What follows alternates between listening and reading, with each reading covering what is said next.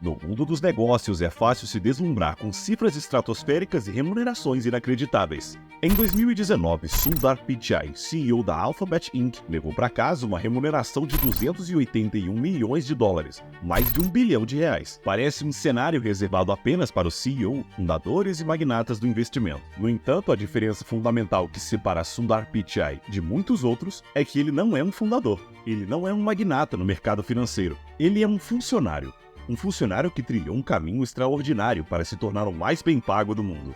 Em 2004, deu seus primeiros passos no Google, não como líder em destaque, mas como um simples gerente. O que o diferencia, entretanto, é a sua jornada impressionante que o levou de uma posição humilde para o auge do reconhecimento global. Sundar Pichai não tinha conexões de alto nível quando chegou aos Estados Unidos. Ele não tinha fortuna pessoal para impulsionar a sua carreira. Sua trajetória é um testemunho vivo de como o esforço, o comprometimento e a busca incessante para a excelência podem levar a resultados extraordinários.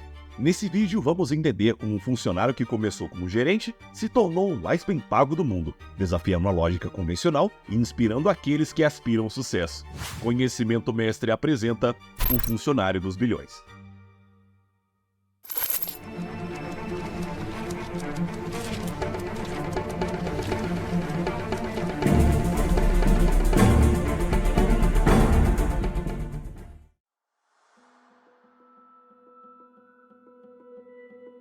Olhando para trás, Sundar nasceu em 10 de junho de 1972 em Chennai, Índia. Seu pai era engenheiro elétrico e sua mãe estenógrafa. Não parece que a família tivesse problemas financeiros em si, mas não eram ricos de forma alguma. A família morava em um pequeno apartamento de 2 cômodos e Sundar e seu irmão dormiam na sala. Embora a formação de Sundar não tenha sido particularmente útil para ele, seu intelecto seria extremamente útil. Desde muito jovem, Sundar era extremamente brilhante e uma das suas características mais notáveis era sua memória insana. Aparentemente, Sundar conseguiu se lembrar de todos os números que discou em um telefone residencial. Considerando isso, não é de surpreender que Sundar acabe frequentando o Instituto Indiano de Tecnologia, ou IIT, onde estudou engenharia metalúrgica. Depois do IIT, Sundar conseguiu uma vaga em Stanford, onde obteve mestrado em engenharia e ciências materiais. Ele também não parou por aí. Sundar deu meia volta e tentou obter um doutorado em Stanford, mas logo decidiu que ganhar experiência profissional seria provavelmente a melhor aposta. Então ele abandonou o programa de doutorado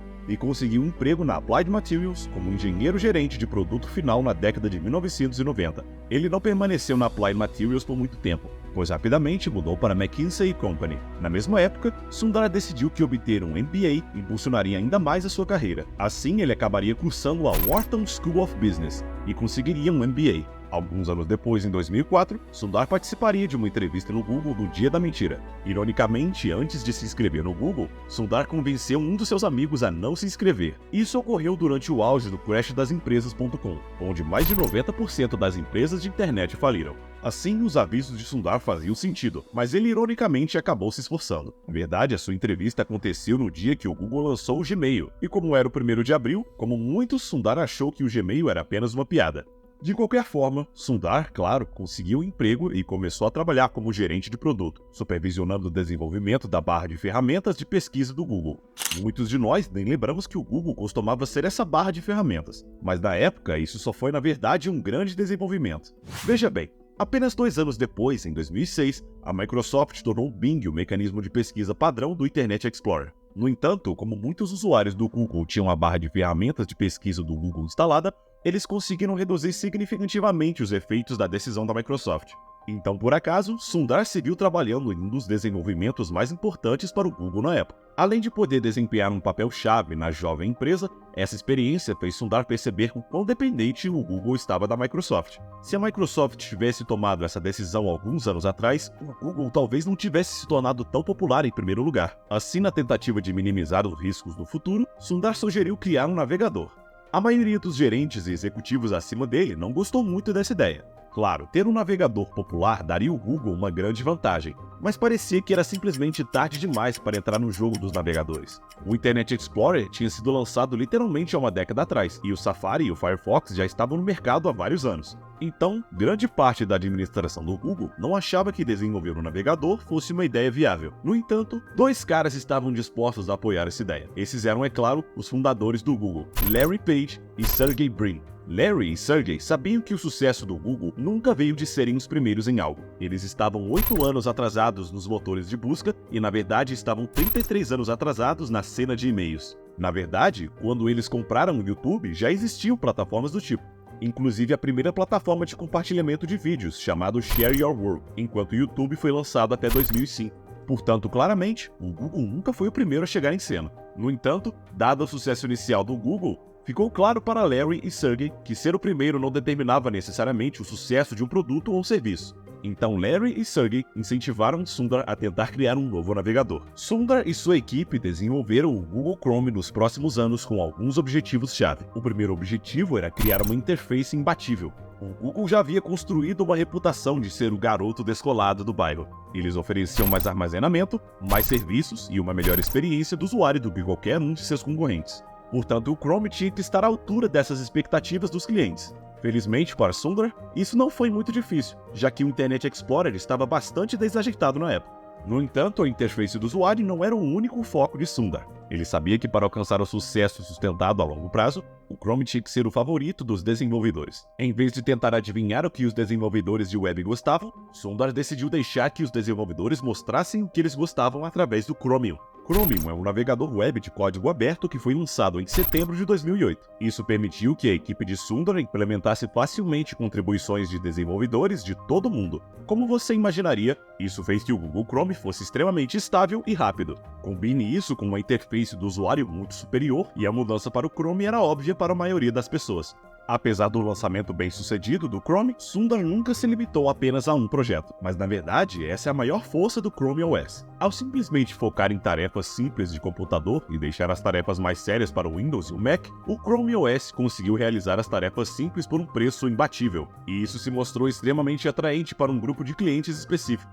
Dadas todas essas contribuições ao Google, não é surpreendente que Sundar tenha sido promovido a vice-presidente sênior do Chrome e aplicativos em 2012. Apenas um ano depois, em 2013, Andy Rubin, criador do Android, deixaria o Google, e Larry Page daria a Sundar Pichai a responsabilidade de gerenciar a divisão do Android também. Uma das maiores contribuições de Sundar com o Android foi o Android One, que reduziu significativamente o custo dos smartphones de nível básico. Sundar também tornou o Android uma parte muito mais integrada ao Google. Antes de Sundar assumir o Android, ele basicamente operava como um negócio separado de propriedade do Google. A influência de Sundar no Google aumentaria lentamente, mas consistentemente ano após ano. Em outubro de 2014, ele foi promovido a chefe de produto. Embora essa seja uma posição bastante significativa, muitas empresas de tecnologia estavam oferecendo Sundar posições de nível ainda mais alto. Havia rumores que o Twitter estava tentando contratá-lo como CEO em 2015. Também parece que a Microsoft estava considerando seriamente contratá-lo como CEO em 2014. Apesar dessas ofertas atraentes, Sundar decidiu permanecer no Google, e isso eventualmente rendeu resultados incríveis. Em agosto de 2015, Larry Page e Sergey Brin decidiram dar um passo atrás no Google. Eles criariam uma nova empresa controladora chamada Alphabet e tornariam-se os líderes dessa empresa. Enquanto isso, Sundar foi promovido a CEO do Google. Nesse ponto, ele basicamente era o CEO de toda a empresa, e Larry e Sergey desempenhavam papéis de presidente. Mas isso se tornaria oficial no final de 2019, já que Larry e Sergey também saíram da Alphabet, promovendo Sundar CEO dessa empresa também. E dado que as ações do Google cresceram mais de 260% nos últimos 5 anos, não é surpreendente que Sundar tenha recebido uma compensação tão grande. Então, o que podemos aprender sobre a ascensão imparável de Sundar ao topo? Bem, a coisa mais chave a notar sobre Sundar é que ele não é particularmente notável em nenhum dos traços de personagem clássicos. Ele não era um gênio inovador como Elon Musk e Steve Jobs, e também não estava no lugar certo e na hora certa com Steve Ballmer. Embora Sundar seja extremamente inteligente, seu sucesso não necessariamente é atribuído à sua inteligência. Mas apesar de não se destacar em nenhuma dessas categorias, Sundar alcançou um sucesso fenomenal, e isso pode ser atribuído a uma coisa: a execução impecável. Ele não idealizou smartphones, carros elétricos, foguetes retornáveis, nem mesmo uma empresa. No entanto, Sundar foi capaz de dar vida a cada um dos projetos que ele trabalhou de forma melhor do que qualquer um concorrente, seja por meio da interface do usuário, do custo para o cliente ou da integração com outros produtos do Google. Sundar provou que você não precisa ser o primeiro para ser o melhor. E dado que isso foi basicamente o fundamento para o Google como um todo, é difícil pensar em alguém melhor do que Sundar Pichai para liderar essa empresa. Por hoje é isso, um abraço e até a próxima.